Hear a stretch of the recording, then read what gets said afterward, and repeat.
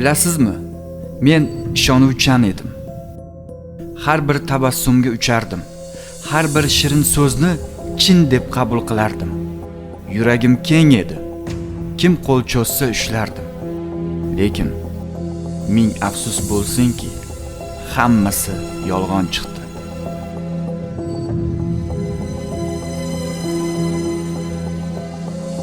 Aldashdi meni.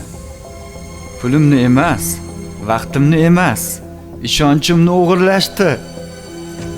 Bu dunyodagi eng og'ir o'g'irlik shu ekan. Chunki pul qaytadi, vaqt o'tadi, lekin ishonch qaytmaydi. Yurakdagi chiziq esa abadiy qoladi.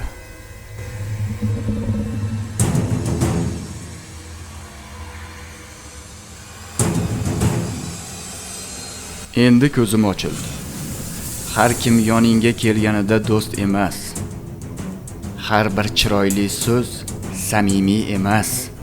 Odamni ko'zidan emas, amalidan tanish kerak ekan.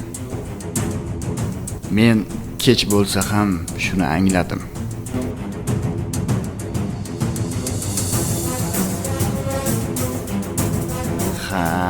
Aldanibman. Yiqilganman. Lekin bu yiqilish meni sindirmadi. Men saboq oldim. Endi men o'zgardim. Endi men hushyor yuraman. Endi men hech kimga yuragimni shunchaki bermayman.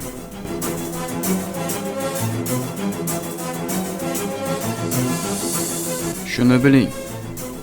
Aldangan odam ikki yo'lni ko'radi. Nafrat yoki saboq yo'li.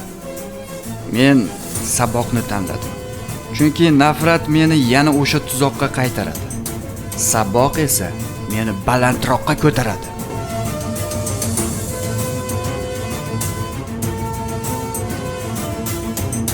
Shuni yodingizda tuting.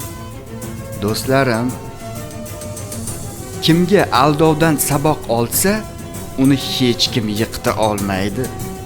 Chunki eng katta g'alaba boshqalardan emas, o'z xatolaringdan saboq olishdir.